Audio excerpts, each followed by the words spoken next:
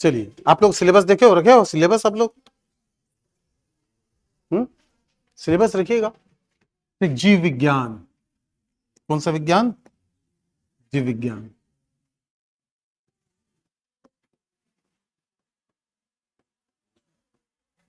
वाह,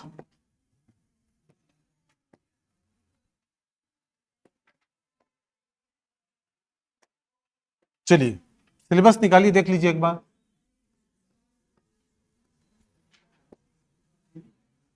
जीव विज्ञान,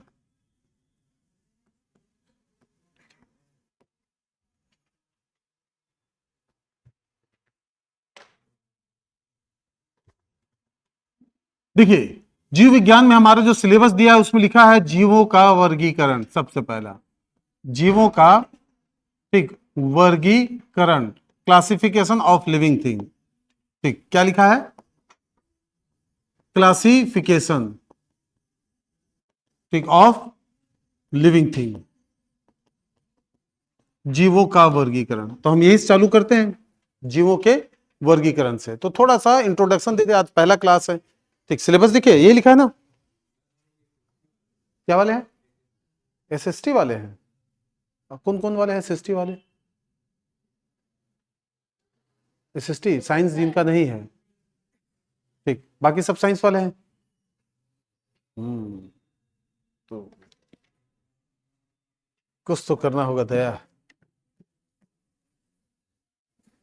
क्यों? तो एसएसटी वाले को साइंस नहीं पढ़ना है, लेकिन साइंस वाले को एसएसटी पढ़ना है कि नहीं पढ़ना है? ठीक, ईवीएस तो कॉमन रहेगा। चलो पहले पढ़ लो आज, फिर इसको चर्चा कर लेंगे। पहला बैच है ना, डिस्कस कर लेंगे, सर से चर्चा कर लेंगे। ठीक, क्या करना है आगे? ठीक, पहले क्लास का काम कर लेते हैं। जीवों का वर्गीकरण। ठीक, किसका वर्गीकरण? जीवों का।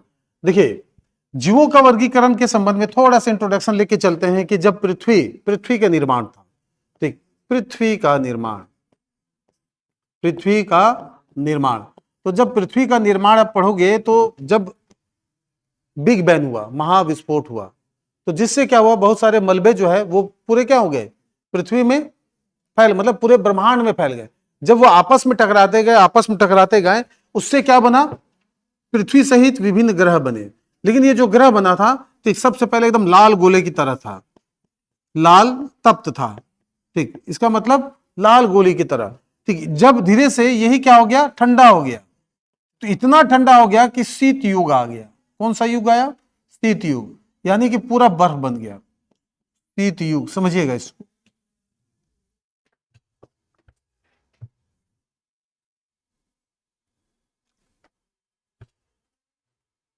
उधर अलग ही चल रहा है। चलिए, जब ध्यान रखिएगा, शीत युग का मतलब पूरा बर्फ हो गया। जब ये बर्फ पिघलता गया, जब ये बर्फ क्या हो गया, पिघला, ठीक, इससे क्या हुआ, आपका पृथ्वी में स्थल मंडल और जल मंडल अलग हो गए। क्या हो गया, आपके कुछ भाग स्थल हो गए और कुछ भाग क्या हो गए, जल हो गए। जल मंडल और स्थल मंडल, स्थल मंडल, तो दो अलग अलग भाग आपको स्पष्ट रूप से दिखाई देने लग गए। ठीक है, पढ़ लो, फिर अपन बाद में डिस्कस कर लेंगे। तो क्या है स्थल मंडल और जल मंडल? ये जो जल मंडल है, इसी जल मंडल में सबसे पहली बार जीवन की उत्पत्ति हुई। जीवन की उत्पत्ति हुई। किसकी उत्पत्ति हुई? जीवन की। इसका मतलब सबसे पहले, ठीक है, एक कोशिकीय जीव बने, एक कोशिकीय जीव बने। ठीक है, कैसे जीव बने? एक कोशिकीय जीव, जो केवल एक यूनिसेल्यूलर ऑर्गेनिज्म बना, जिसको प्रोकैरियोटिक कोशिका भी कहा जाता है। क्या बोला जाता है? प्रोकैरियोटिक, कैरियोटिक कोशिका या प्रोकैरियोटिक जीव बने। जैसे कि बैक्टीरिया, जैसे कि क्या, बैक्टीरिया। ठीक, ये आपका क्या है, प्रोकैरियोटिक। क्या है ये? प्रोकैरियोटिक, समझे? अब इसी में ये कौन सा बैच है? ये टीचर भर्ती का बैच है, ये टीचर का बैच है भाई, 24 नवंबर ना। ठीक, आज का ही पहला बैच है टीचर का। पूछ रहे हैं ना एसआई का बैच है, कौन सा बैच है, आया समझ में यहां तक? ठीक, तो सबसे पहले दो प्रकार, मतलब पहला जीव बन गया हमारा प्रोकैरियोटिक जीव। इसके बाद ठीक है, ध्यान रखिएगा, इसी के बाद अगला डेवलपमेंट के होने के बाद यूकैरियोटिक जीव बना, यूकैरियोटिक जीव, यूकैरियोटिक जीव। इसका मतलब जीव दो प्रकार के होते हैं, पहला कौन सा होते हैं, प्रोकैरियोटिक, फिर क्या होते हैं, यूकैरियोटिक। समझिएगा, प्रोकैरियोटिक और यूकैरियोटिक। अब आपको सबसे पहले अंतर यहीं से पूछा जाता है, क्योंकि ये शब्द बार बार आएगा। जीवों का वर्गीकरण आप पढ़ रहे हो तो जगत, मोनेरा, प्रोटेस्टा, फंजाई, ये सब पढ़ेंगे, उस जगह पे बार बार प्रोकैरियोटिक यूकैरियोटिक शब्द आएगा। ठीक है, तो पहले इस शब्द को क्लियर कर लो कि प्रोकैरियोटिक किसको कहा जाता है और यूकैरियोटिक किसको कहा जाता है। Prokaryotic, prokaryotic. अच्छा, एक काम ये हो सकता है आप लोगों का, एक काम ये हो सकता है कि ये जो शेड्यूल है अभी क्लास किया,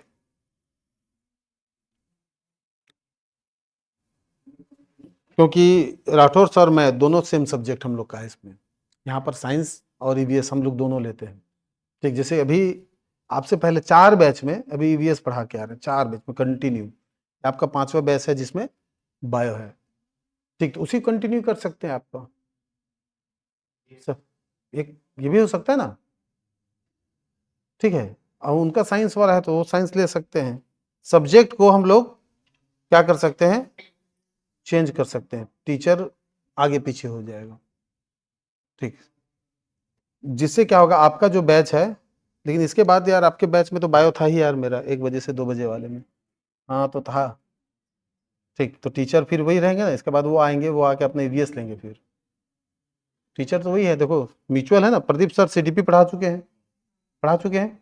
ठीक, उसके बाद राठौर सर का था, फिर मेरा साल, तो मेरा बस एक आगे हुआ है और कुछ नहीं हुआ, इसके बाद उन्हीं का दर्शन होने वाला है।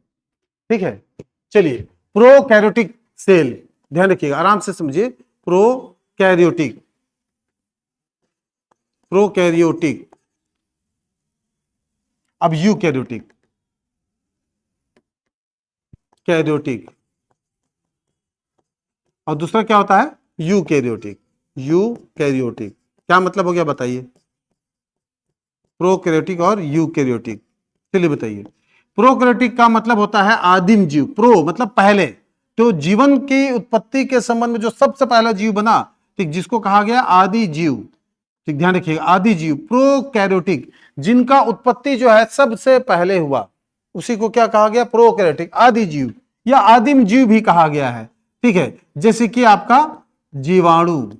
ठीक है, इसमें ध्यान रखिएगा, प्रोकैरियोटिक को जीव उनको कहा जाता है जिनके अंदर केंद्रक का अभाव होता है, न्यूक्लियस का, केंद्रक का अभाव होता है। क्या होता है, lack of nucleus, lack of nucleus. ठीक है, और यूकैरियोटिक जीव वह जीव हैं जिनमें केंद्रक पाया जाता है, केंद्रक पाया जाता है, सबसे बेसिक अंतर। ठीक, समझिएगा इस चीज को, प्रोकैरियोटिक जीव वे जीव है जिनमें केंद्रक नहीं पाया जाता, यूकैरियोटिक जीव वे जीव है जिनमें केंद्रक पाया जाता है। तो केंद्रक से होता क्या है, ठीक है, कुछ तो होगा जिसमें कुछ पाया जा रहा है, तो इतना बड़ा अंतर करके रखे हैं। हाँ, इसके बाद होगा ईवीएस का क्लास।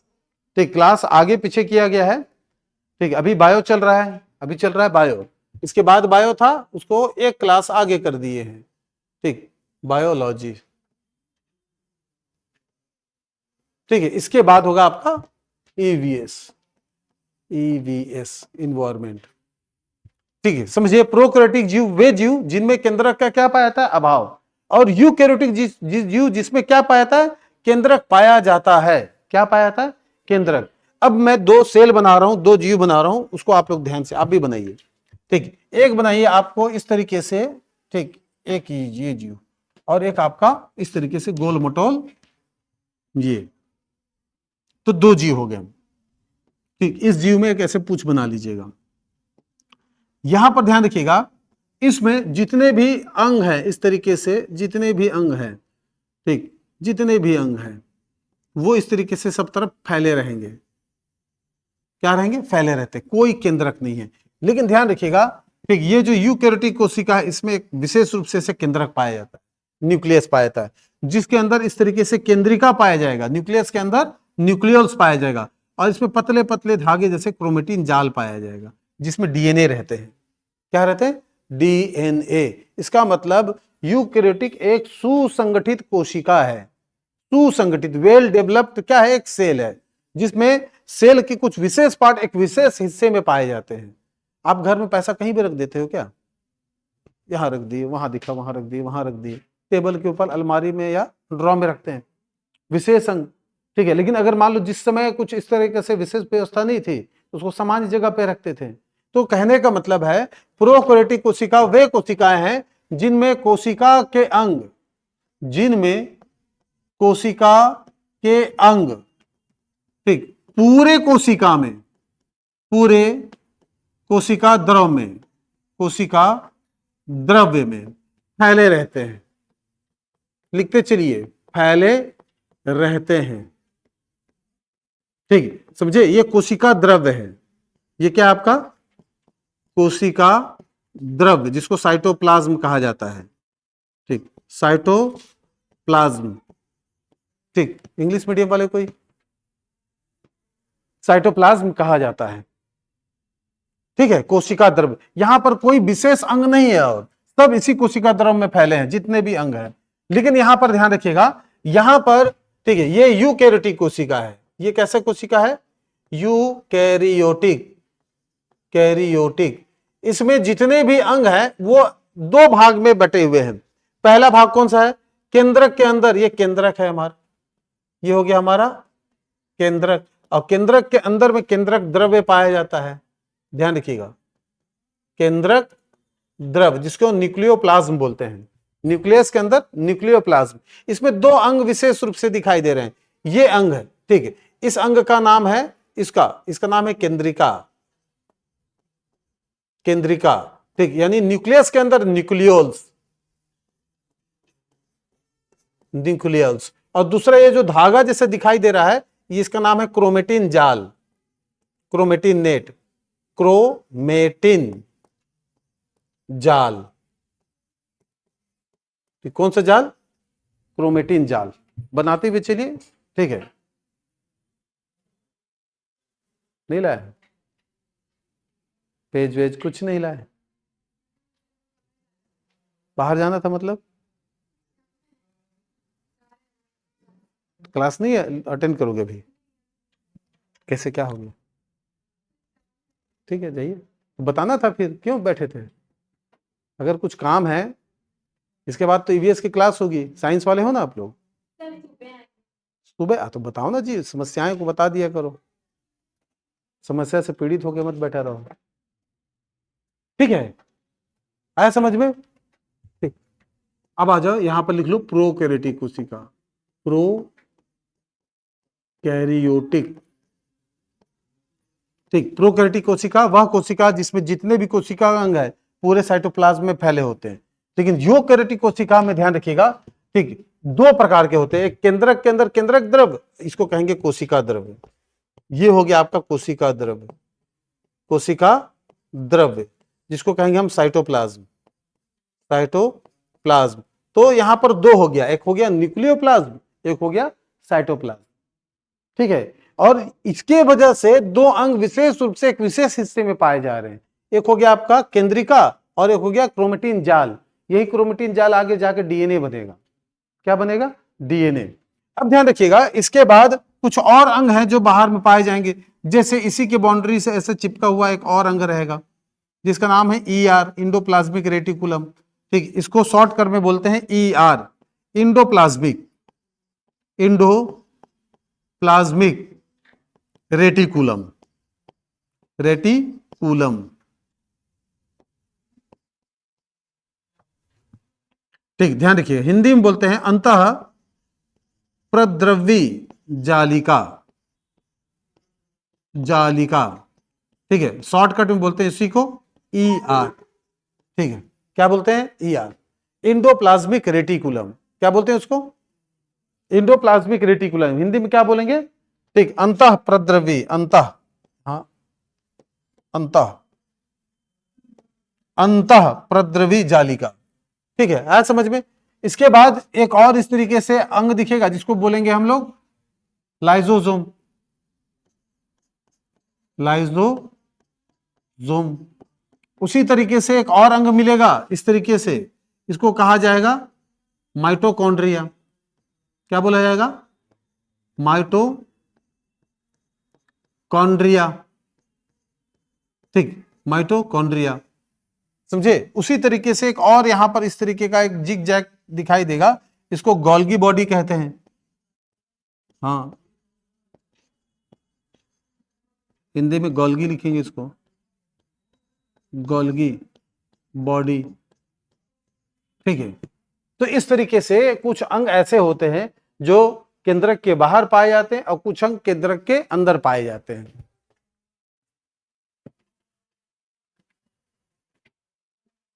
साइंस तो आर्ट्स में भी है ना। ठीक, उसमें लिखा है, देखिएगा आपके सिलेबस में लिखा है कि साइंस जो है विज्ञान की एक सामान्य समझ होनी चाहिए। क्या होना है? ठीक, विज्ञान की एक सामान्य समझ होनी चाहिए, जिसमें 10वीं के स्तर पे विज्ञान की समझ की बात कर रहे हैं, तो साइंस तो पढ़ना ही है। इसीलिए सबसे पहला काम क्या कीजिएगा? सिलेबस। आप देखिएगा उसमें सामान्य ज्ञान वाले में, सामान्य ज्ञान के सेक्शन में क्या लिखा गया है? ठीक, केमिस्ट्री, फिजिक्स, बायो, यानी कि जीव विज्ञान के जो तीनों विषय हैं, इसके समझ में क्या होना चाहिए? सामान्य समझ होना चाहिए। इसका मतलब ये पार्ट आपको पढ़ना है।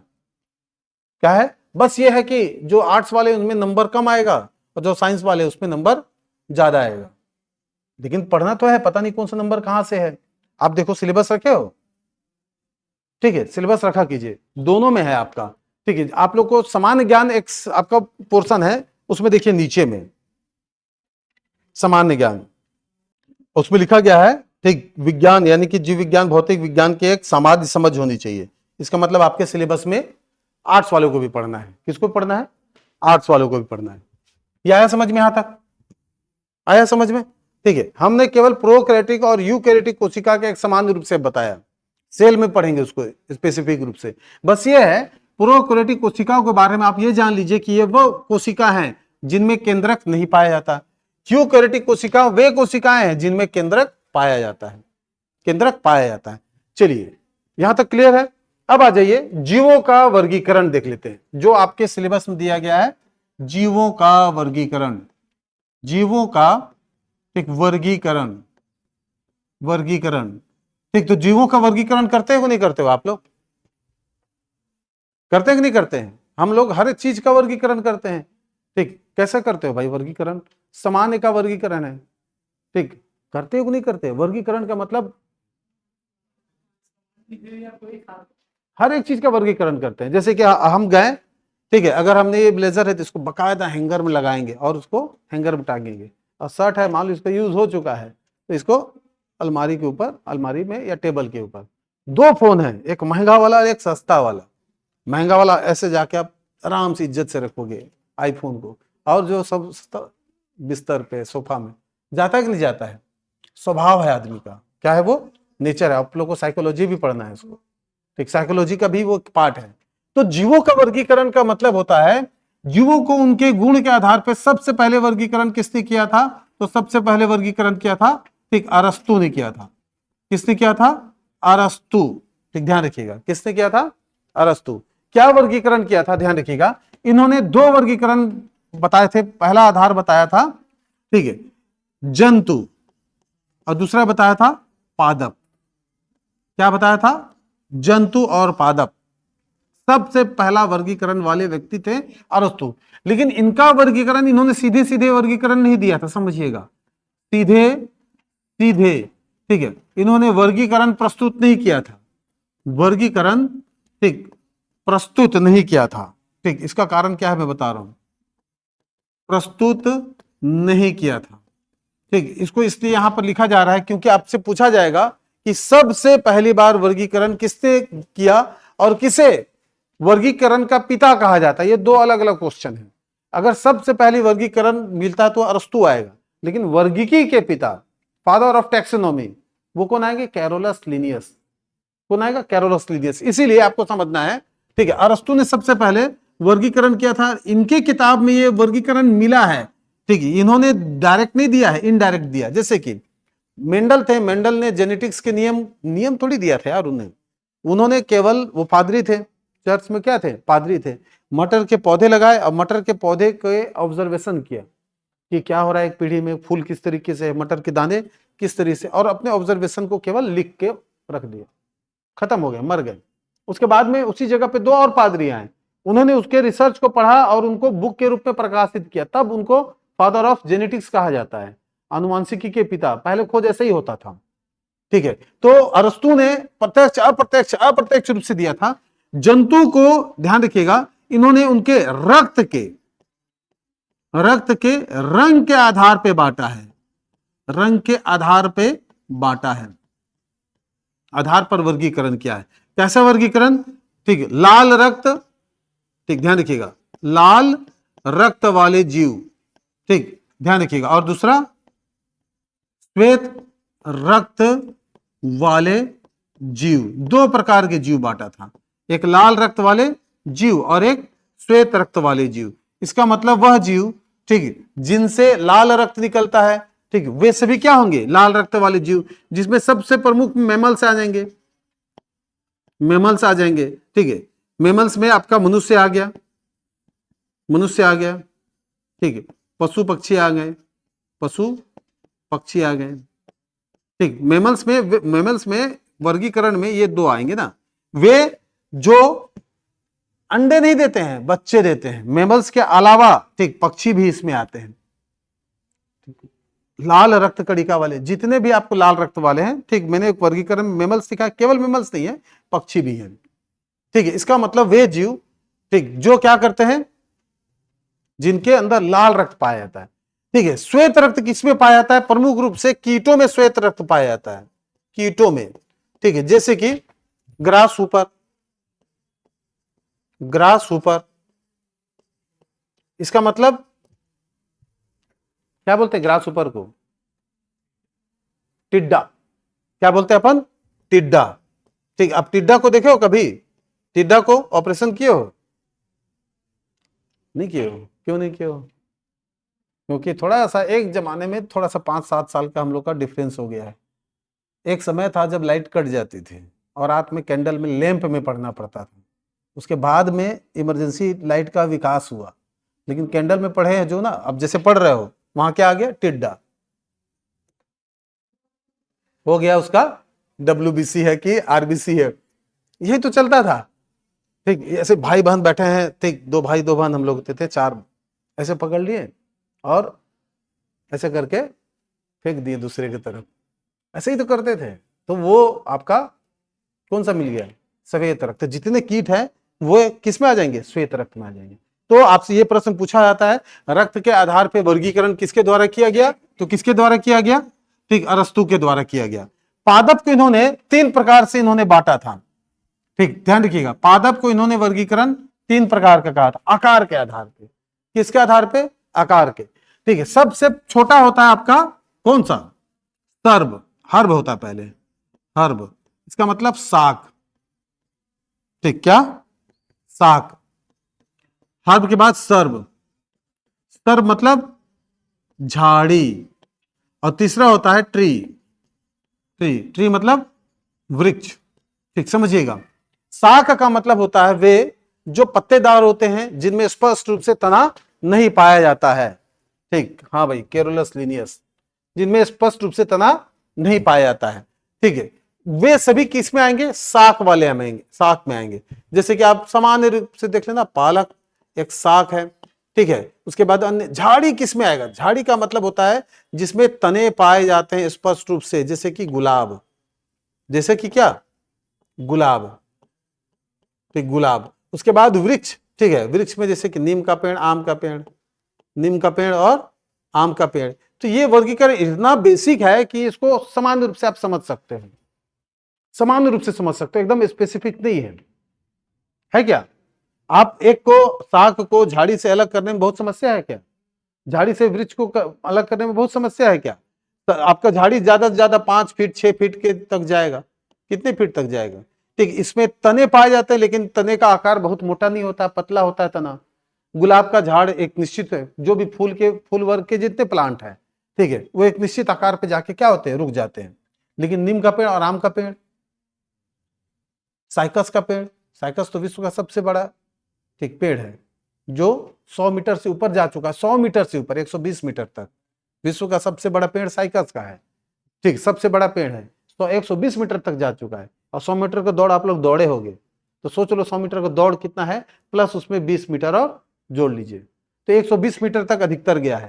तो साग का मतलब होता है जो पत्तेदार होते हैं, ठीक, क्या होते हैं, जिनमें पत्तों की प्रधानता होती है, ठीक है। इनमें तना नहीं पाया जाता, इनमें क्या नहीं पाया जाता, तना नहीं पाया जाता, ठीक, कोई ब्रांचेस नहीं पाए जाएंगे। लेकिन ठीक ध्यान रखिएगा, एक वह पौधा होता है जिसमें तना पाए जाएंगे, इसमें ब्रांचेस भी होते हैं, क्या होते हैं, ब्रांचेस भी होते हैं, और इसका आकार जो है 5-6 फीट से ज्यादा नहीं होता। उसी तरीके से वृक्ष होते हैं जैसे कि नीम और आम, ठीक, इनमें तना पाया जाता है, इनमें आपके ब्रांचेस यानी कि शाखाएं पाई जाती है, क्या पाया जाता है, शाखा पाया जाता है, तथा ये आकार में ठीक काफी बड़े होते हैं, आकार में क्या होते हैं, काफी बड़े होते हैं, आकार में क्या होते हैं, बड़े होते हैं, उन्हें वृक्ष कहा जाता है। क्या बोला जाता है, वृक्ष,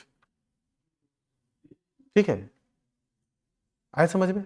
तो सिंपल सा वर्गीकरण है, यहां से इससे अंदर नहीं घुसेगा, कारण क्या है, अरस्तु है। अगर ये नीट वीट का होता तो नीट में घुस सकता था, लेकिन आप अभी अंदर में आपको नहीं जाएगा, ठीक है। जीवों का सबसे प्राथमिक वर्गीकरण अरस्तु द्वारा दिया गया, ठीक, इनका वर्गीकरण जो है अप्रत्यक्ष रूप से था, अप्रत्यक्ष रूप से मतलब इन्होंने डायरेक्ट नहीं दिया था, इन्होंने जो बुकों में, ठीक है, पेड़ पौधे के बारे में जो लिखा था उसके आधार पर ये निकाला गया है, ठीक है। क्या क्या है, जंतु और पादप का वर्गीकरण, ठीक है। जंतु क्या होता है, जंतु को भी इनको रक्त के मतलब रक्त के रंग के आधार पर इन्होंने बांटा, एक वह जिनमें लाल रक्त पाया जाता है जैसे कि मनुष्य हो गया, पशु पक्षी हो गए, और एक वह जिनमें क्या पाया जाता है, श्वेत रक्त पाया जाता है। पादप कितने प्रकार के होते हैं, 3 प्रकार के, शाक, झाड़ी और वृक्ष, ठीक है। तो यही पूछेगा निम्नलिखित में से किसने, ठीक, शाक, झाड़ी, वृक्ष के आधार पर वर्गीकरण किया, ये पूछा जा चुका क्वेश्चन है। तो किसने किया है, अरस्तु ने किया है, किसने, अरस्तु। सिंपल सा वर्गीकरण है। इसी वर्गीकरण में 2 शब्द और आते हैं आगे, इसी में देख लेते हैं, क्रीपर्स और क्लाइंबर्स, आरोही और अवरोही, ठीक, ध्यान रखिए 2 शब्द आएंगे, एक आता है आरोही और एक होता है अवरोही। चलिए, आरोही का मतलब क्या है और अवरोही क्या मतलब क्या है, बताइए।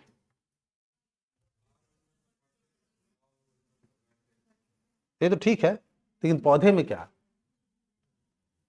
बताओ, पौधे में क्या,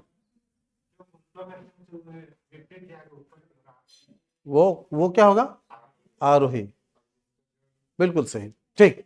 अब देखो समझना, आरोही का मतलब क्या होता है, सिंपल सा, अगर वह पौधा, ठीक, आरोही का मतलब वह पौधा जो इस तरीके से बढ़ते जाएगा, ठीक है। और ये दोनों को दोनों पौधा समझना है, क्या होता है, दोनों लताएं वाली है, इसका मतलब एक वह पौधा है जैसे कि करेला, करेला, ठीक है, समझे, करेला के लिए जैसे कि हो गया आपका लौकी, लौकी, ये जो प्रमुख जो फसल है, इन ये क्या करते हैं, जैसे कि अपन क्या बोलते हैं छत्तीसगढ़ में, अपन जो तरोई सब आता है ना, ठीक, उसको और क्या बोलते हैं, अरे भाई एक और शब्द है ना उसके लिए,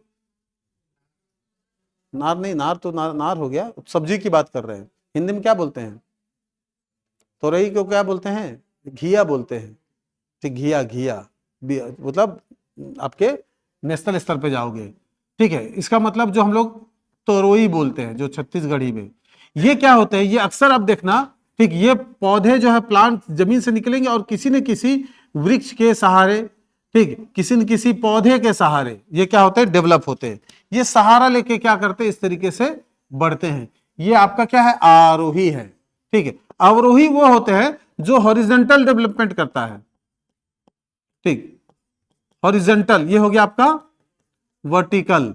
हॉरिजॉन्टल का मतलब हो गया कि ये पौधा इस तरीके से जमीन से निकला और इस तरीके से नीचे में डेवलप करेगा, जैसे कि तरबूज, तरबूज, ठीक, जैसे कि खरबूज, जैसे कि आपका कद्दू, कद्दू,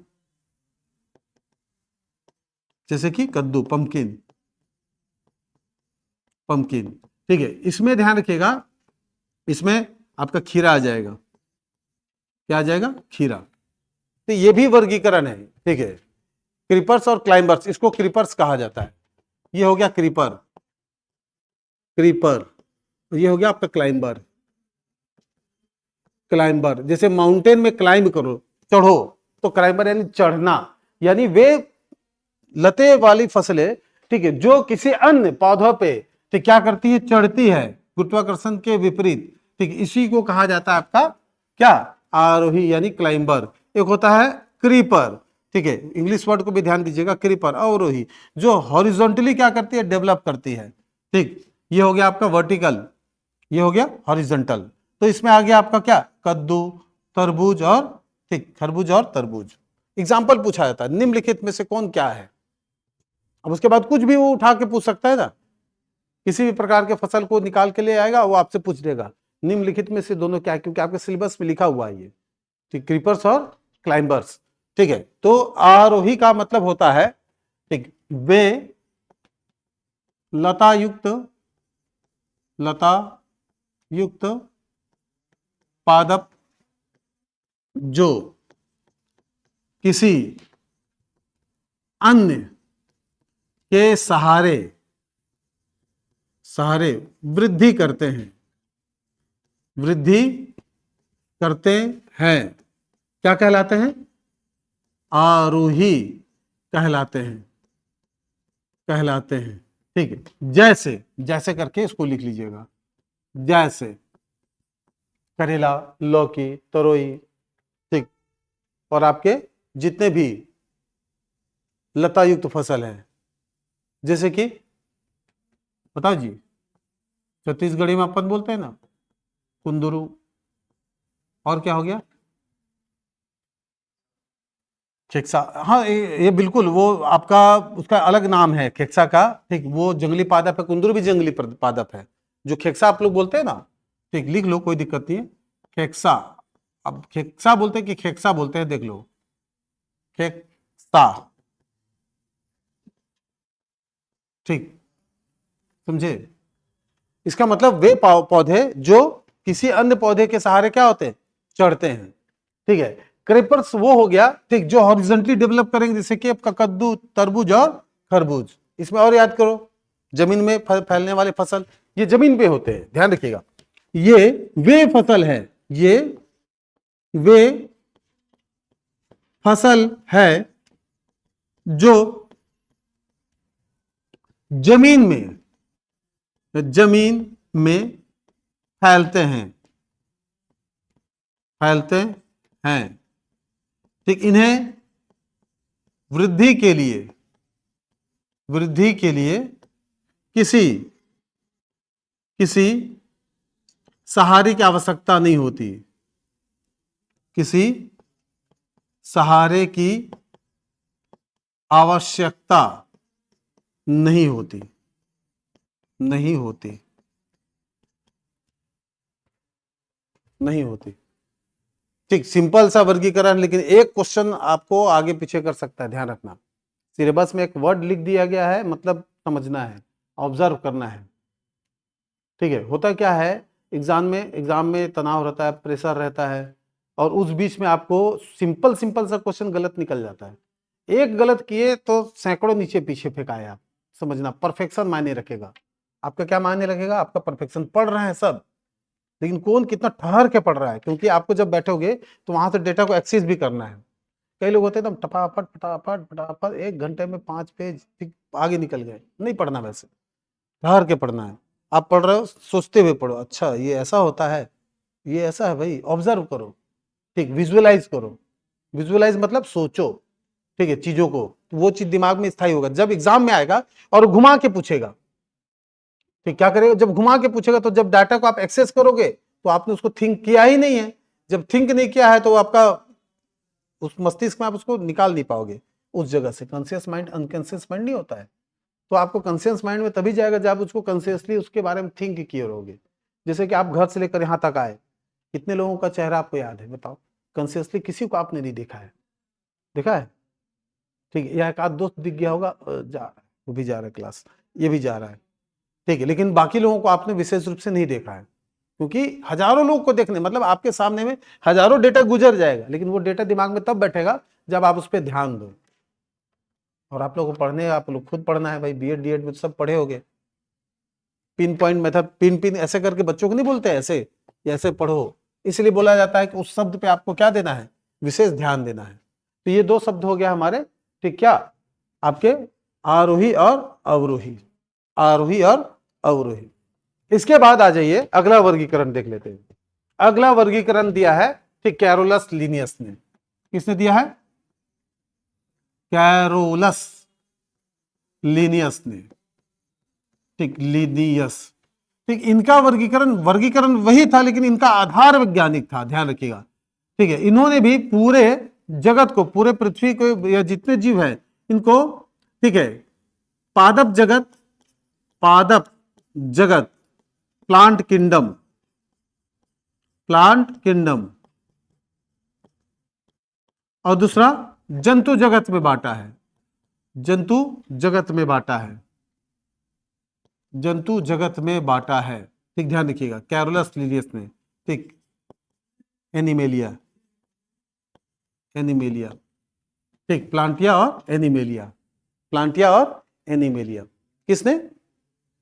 कैरोलस लीनियस ने, ठीक है। इनका आधार वैज्ञानिक था, इसलिए इनको, ठीक, वर्गीकी का पिता कहा जाता है, वर्गीकी का पिता, ठीक, यानी फादर ऑफ टैक्सोनॉमी,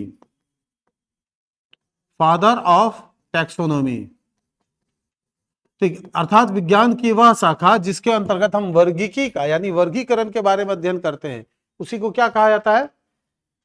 क्या कहा जाता है? टैक्सोनॉमी कहा जाता है, ठीक है।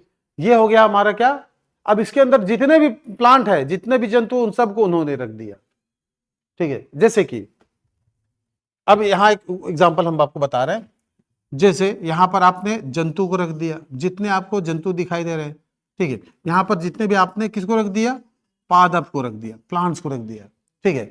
अब समझना, इसमें जैसे आपका बैक्टीरिया के बारे में आया, इसमें यहां पर बैक्टीरिया को रख दिया, ठीक है, ध्यान रखिएगा, बैक्टीरिया को यहां रख दिया गया, रखा गया नहीं गया गया, कहां रख दिए? उन लोग वहां रख दिए, ठीक है। लेकिन ध्यान रखिएगा, कुछ ऐसे जीव होते हैं जैसे शैवाल, एल्गी, समझे?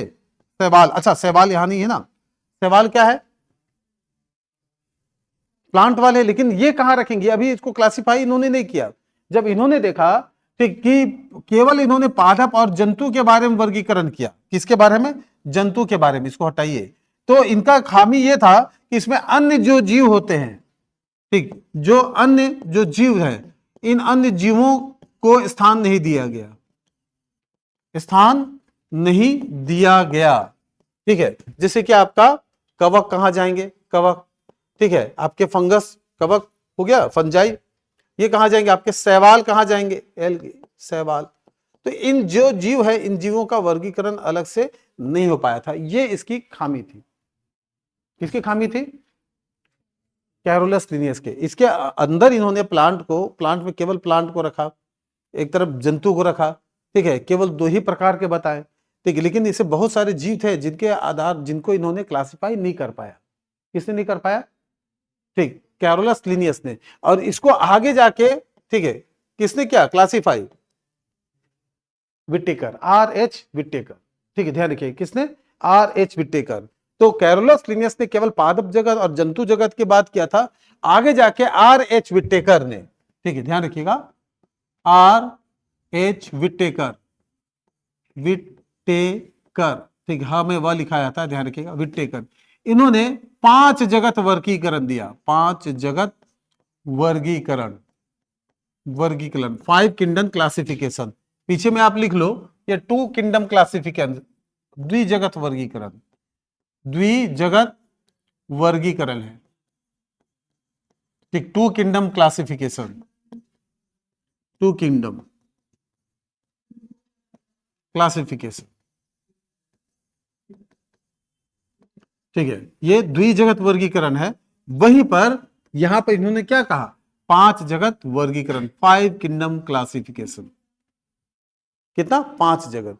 और इनको विशेष रूप से ध्यान देना है, वो वहां पर बहुत कम पूछेगा, ठीक है, वहां पर केवल एक ही चांस है पूछने का, कि द्विजगत वर्गीकरण किसने दिया, या वर्गीकरण के पिता किसे कहा जाता है, वर्गीकरण का पहला वैज्ञानिक आधार किसने दिया, तो किसने दिया, कैरोलस लिनियस। लेकिन वर्गीकरण को बहुत अच्छे तरीके से, जिसको आज तक हम लोग समझते हैं, वो कौन है, आपका 5 जगत वर्गीकरण। इन्होंने 5 जगत में क्या क्या रखा था, इनको देख लेते हैं। तो सबसे पहले हम, ठीक, प्लांट को रख ही लेते हैं। किसको रख लेते हैं, प्लांट को, ठीक, यानी कि पादप जगत, पादप जगत। उसके बाद हम जंतु को रख ही लेते हैं, एनिमल, एनिमल, ठीक, एनिमल यानी जंतु जगत, क्योंकि ये 2 जगत थे। लेकिन अलग से इन्होंने 3 और को निकाल दिया, पहले ओवरऑल थे। अब देखो इन्होंने एक और निकाला, जगत मोनेरा। हाँ, जगत मोनेरा, जगत मोनेरा, ठीक, जगत प्रोटिस्टा, प्रोटिस्टा, जगत, ठीक, प्रोटिस्टा। और क्या, हाँ, फंजाई, ठीक है, जगत फंजाई, ठीक है,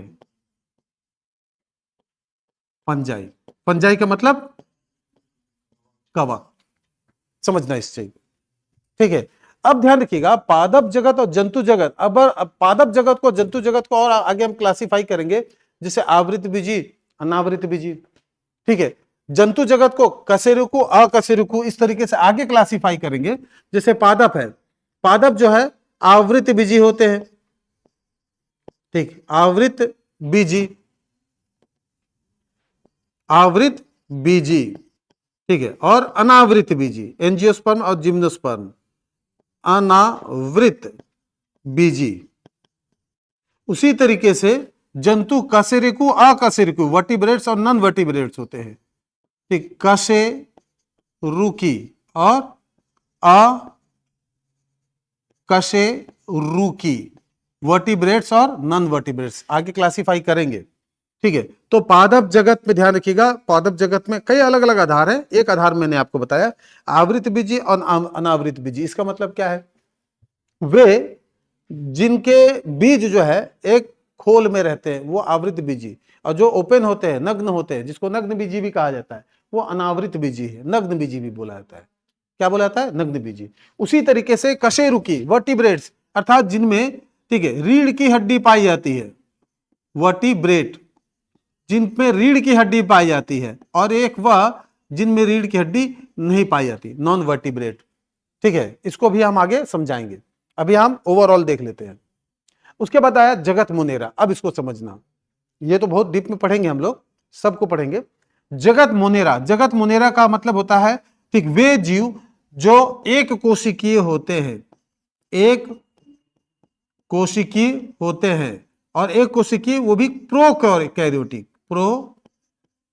प्रोकैरियोटिक, उनको किस श्रेणी में रखा गया है, ठीक। जैसे कि यहां पर आपको एग्जांपल में बता रहा हूं, बैक्टीरिया, बैक्टीरिया, साइनोबैक्टीरिया, साइनोबैक्टीरिया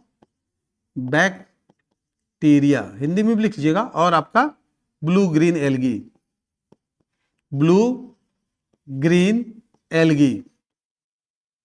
अब देखो यहां पर एल्गी हमने लिख दिया, नील हरित शैवाल, ठीक है, समझिएगा। ये हो गया हमारा बैक्टीरिया, बैक्टीरिया जिसको अपन क्या बोलते हैं, जीवाणु। ये हो गया साइनोबैक्टीरिया, ये हो गया हमारा नील हरित शैवाल, नील हरित शैवाल। देखो ये शैवाल इसमें नाम में लिखा गया, लेकिन शैवाल नहीं है, ठीक है, ये केवल नाम है उसका, नील हरित शैवाल, ये शैवाल नहीं है, ठीक है। ये इसको बैक्टीरिया के श्रेणी में रखा गया है। किसके श्रेणी में रखा गया, बैक्टीरिया के। शैवाल हम अलग से लेंगे, ठीक है। कारण क्या है, ध्यान रखिएगा, जब बैक्टीरिया को आप जब क्लासिफाई करते हो, तो बैक्टीरिया क्या होते हैं, वो परपोषी होते हैं, स्वपोषी नहीं होते, वो अपना भोजन स्वयं नहीं बनाते हैं, ठीक है। इसका मतलब वो जो है किसी अन्य से अपना भोजन प्राप्त करेंगे, तो इसको परजीवी के रूप में रहना पड़ेगा, यानी दूसरे पर निर्भर होना पड़ेगा। क्या होना पड़ेगा, दूसरे पर निर्भर। इसमें भी ये 2 प्रकार के होते हैं, एक बैक्टीरिया होता है जो दूसरे पर निर्भर रहेगा, ठीक है। जैसे हमारे अंदर चला गया प्लाज्मोडियम, प्लाज्मोडियम बोलता हूं, मलेरिया का बैक्टीरिया, और मलेरिया हमारे पास क्या है, डेवलप कर रहा है, समझिएगा ना, तो हमारे शरीर में डेवलप कर रहा है, हमारे शरीर से पहले मच्छर के शरीर में, ठीक है। तो वो पैरासाइट हो गया, और वो पैरासाइट हम पीड़ित हो गए, हमारे शरीर में आके वो क्या कर रहा है, मल्टीप्लाई कर रहा है। ध्यान रखिएगा, इसको पोषण जो है जीवों के शरीर से मिलता है, लेकिन कुछ ऐसे बैक्टीरिया होते हैं जो स्वयं प्रकाश संश्लेषण के माध्यम से और रसायन संश्लेषण के माध्यम से, यानी केमिकल सिंथेसिस कर लेते हैं, ठीक, due to the presence of sunlight, और अपना जीवन वो स्वयं कर लेते हैं, किसी की फिर आवश्यकता नहीं पड़ती है। रसायन संश्लेषी बैक्टीरिया होते हैं कुछ, और कुछ प्रकाश संश्लेषी बैक्टीरिया होते हैं। तो ये प्रकाश संश्लेषी है, क्यों? क्योंकि इसमें क्लोरोफिल पाया जाता है, हरित, समझिएगा, हरा, हरापन कहां से है, क्लोरोफिल। क्लोरोफिल मतलब वो प्रकाश को, ठीक है, प्रकाश से अपना भोजन बना सकता है। हम लोग बना सकते हैं क्या? धूप में गए, जादू टाइप का नहीं किए, जादू था ना, जादू, ऋतिक रोशन का दोस्त जादू, वो सूरज से क्या करता था, एनर्जी क्रिएट कर लेता था। आपको चाहिए एनर्जी, आप क्या करोगे? अभी ये क्लास के बाद जब निकलोगे तो आपको बहुत जोर से भूख लगेगी। एक क्लास और बैठाने बोले, रुको सर, कुछ तो आ जाते हैं बाहर से खा के। क्या खाओगे बाहर जाके, बताओ, क्या खाओगे बाहर, बताइए। अरे सामने जाओगे, चाय पियोगे, चाय के साथ बिस्किट खाओगे, ज्यादा से ज्यादा। बिस्किट किससे बना है? गेहूं के आटे से। गेहूं के आटा क्या है, एक प्लांट है, उसको एनर्जी कहां से मिला, सूरज से मिला। इसका मतलब आप जो एनर्जी यूज कर रहे हो वो सूरज का ही एनर्जी यूज कर रहे हो। वो जो 1 घंटा 1.5 घंटा टिक जाओगे एक बिस्किट खाने से, ठीक, वो वाले एक बिस्किट नहीं, बड़ी वाले एक बिस्किट, ठीक, वो कहां से आ रहा है, एनर्जी उसमें प्लांट से आ रहा है ना। तो ये समझना है आपको, ठीक है। तो इस तरीके से, ठीक, प्लांट हो गया, फिर आपका जंतु हो गया, मोनेरा हो गया, प्रोटिस्टा भी है इसी प्रकार का। प्रोटिस्टा का उदाहरण बताइए, प्रोटिस्टा है क्या?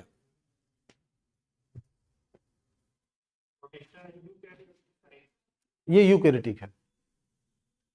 तो आपका ये क्या है, यूकेरियोटिक होते हैं, अर्थात इनमें केंद्रक पाया जाता है।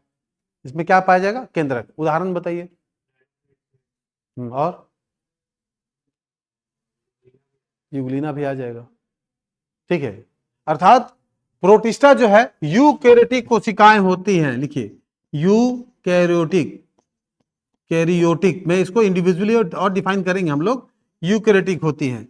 फंजाई भी क्या होती हैं, यूकैरियोटिक होती हैं, यूकैरियोटिक, ठीक है।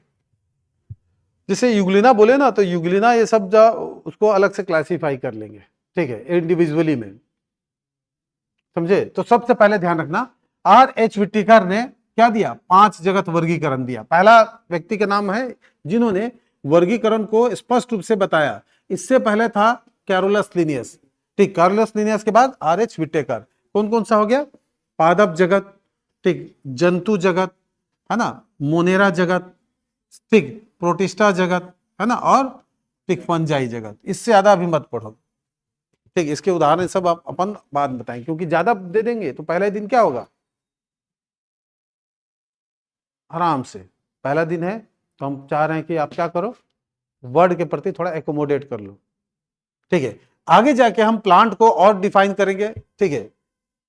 आवृत बीजी क्या होते हैं, अनावृत बीजी क्या होते हैं, जंतु को भी हम डिफाइन करेंगे, मोनेरा, प्रोटिस्टा और फंजाई को, सिंपल सा, ठीक है। क्योंकि आपके किताब जो सिलेबस में दिया गया है, जीवों का वर्गीकरण लिख दिया है, तो जीवों का वर्गीकरण में थोड़ा सा अंदर क्या किया जा सकता है, जाया जा सकता है, ठीक है।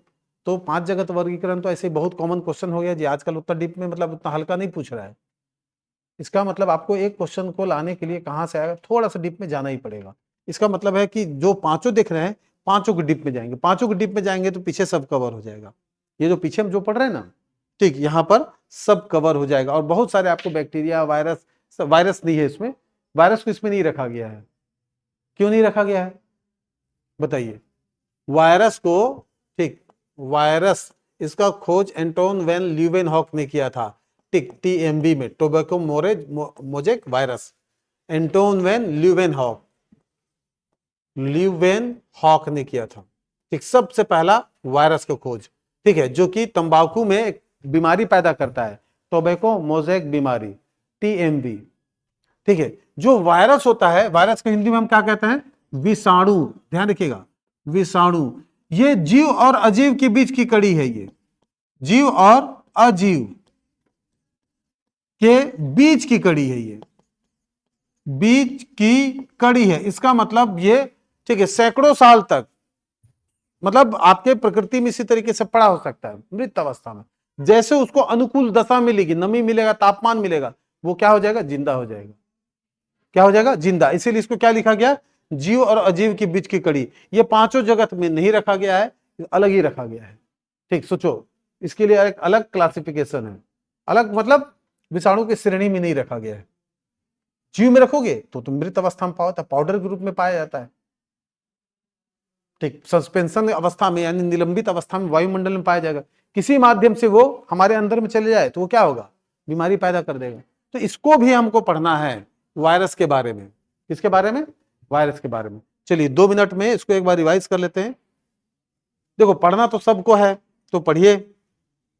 ठीक है, हम लेवल तक लेके जाएंगे। जीवों का वर्गीकरण, क्लासिफिकेशन ऑफ लिविंग थिंग। तो सबसे पहले ध्यान रखिएगा, पृथ्वी में जब जीवों की उत्पत्ति हुई तो सबसे पहले एक कोशिकीय जीव उत्पन्न हुए जो कि प्रोकैरियोटिक थे। तो एक कोशिकीय मतलब जैसे अमीबा, इस तरीके से एक ही कोशिका है, उसमें दूसरी कोशिका नहीं था, लेकिन ये प्रोकैरियोटिक कोशिका था, अर्थात इसमें केंद्रक का अभाव था। बाद में यूकैरियोटिक कोशिकाओं का विकास हुआ जिसमें सुसंगठित क्या पाया जाता था, केंद्रक पाया जाता था। क्या पाया जाता था, सुसंगठित केंद्रक यानी वेल डेवलप्ड न्यूक्लियस। क्यों, क्योंकि इसके अंतर्गत सबसे इंपॉर्टेंट चीज वो जमा है जिसका नाम है डीएनए। ये आपका क्रोमेटिन जाल जो आगे जाके टूटेगा और इसी से क्या बनेगा, डीएनए बनेगा। ठीक है, गुणसूत्र पढ़े होंगे ना, गुणसूत्र, गुणसूत्र के अंदर डीएनए होता है, गुणसूत्र के अंदर डीएनए, डीएनए के अंदर जीन होता है। क्या होता है, जीन। ठीक है, जो कि एटीजी से मिलकर बनता है। उसके बाद ये हो गया आपका जितने अंग है वो बाहर में है। तो इस तरीके से कोशिका 2 प्रकार का होता है, प्रोकैरियोटिक और यूकैरियोटिक। वर्गीकरण में हमने सबसे पहले देखा कि वर्गीकरण में सबसे पहले अरस्तु ने बताया जंतु और पादप। जंतु को उन्होंने रंग के, उनके रक्त के रंग के आधार पर बताया, लाल रक्त वाले जीव और श्वेत रक्त वाले जीव। उसी तरीके से पादप को 3 अलग अलग प्रकार में बताया, शाक, झाड़ी, वृक्ष। लेकिन इसके अलावा आपके सिलेबस में 2 शब्द और दिया गया है, आरोही और अवरोही। ठीक, क्लाइंबर्स एंड क्रीपर्स। तो एक आरोही मतलब जो ऊपर की ओर जाएगा, और आपका क्रीपर्स वो जमीन में हॉरिजॉन्टली फैलेगा। तो इसमें यही पूछा जाता है आरोही और अवरोही का क्या अर्थ है, और निम्न में से कौन से पौधे आरोही है या अवरोही, ऐसे लिख देगा। निम्नलिखित में से कौन अवरोही नहीं है, तो उसमें 3 अवरोही दिया रहेगा, 1 नहीं दिया रहेगा। सिंपल सा वर्गीकरण है। इसका मतलब एक बार आप सिलेबस को अच्छे से कंप्लीट कर लो, एग्जाम मतलब उसको उतना ही जान लो, आ जाएगा आराम से एग्जाम में।